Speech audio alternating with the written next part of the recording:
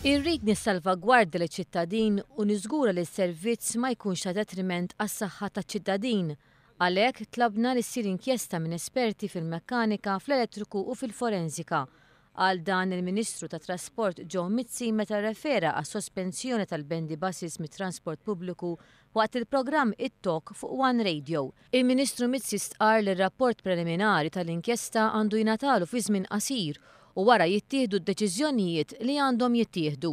Ikkonferma li l-Arriva diġà lestiet l-investigazzjonijiet tagħha, iżda l-Ministru għamilha ċara li ma kienx se joqgħod fuq ir-rapport tal-Arriva biss. Il-Ministru fisser li wara r-rapport tal-inkjesta huwa kien lest li jieħu d-deċiżjonijiet fl-interess taċ-ċittadin u għaldaqstant għandu jkun hemm pjan għal kull eventwalità. Jiena qiegħed marbut kuntratt, imma minkejja marbut kuntratt nerġa' ngħid, jien tissafegardja liċ-ċittadin.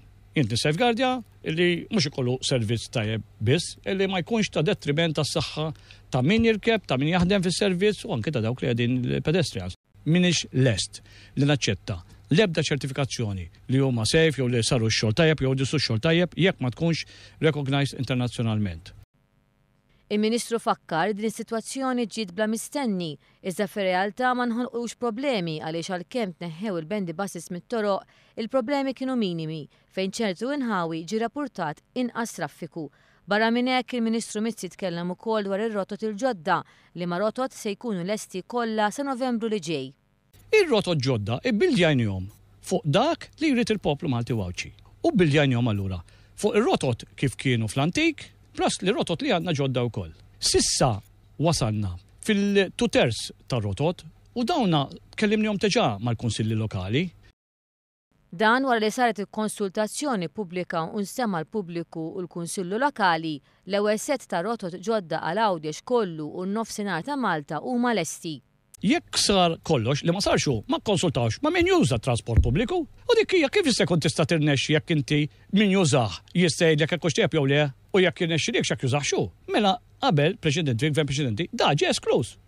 Il-Ministru Mizzi tenna li l-Gvern preċedenti kellu indikazzjonijiet li r-riforma ta' trasport kif saret ma kienx se tiffunzjona sew. Il-Gvern preċedenti nefaq 850,000 euro fir-rotot. Il-Ministru qal li grazzi għall-impenn u x-xogħol siwi li qed isir minn ħaddiema ta' Trasport Malta sal-lum għadu ma ntefaq xejn mill-flus il-poplu. Dwar l-iskemi tal-parkeġġ il-Ministru qal li mill-istudji li qegħdin isiru diġà qed jidher li l-iskemi għandhom jiġu aboliti. Sissa għadha ma tieħdet l-ebda deċiżjoni iżda Ministru tenna li dak li jsir se jkun dejjem fl-interess tal-pajjiż. Dwar il-problema tat-tindif il-Ministru tat Trasport ħabbar sistema ġdida. Minn din il-ġimgħa meta d-Dipartiment jirċievi l-ment dwar ħmieġ jiġi ċekkjat jekk jaqax taħt il-Ministeru tat Trasport jew jaqax taħt ir-responsabilità tal-Kunsill Lokali. Dan jiġi informat permezz ta' ritratti biex isir ix-xogħol. Jekk ma tittieħedx azzjoni fi żmien 3 ijiem, ix-xogħol isir mill-Ministeru u wara jintbagħat il-kont lill-Kunsill Lokali.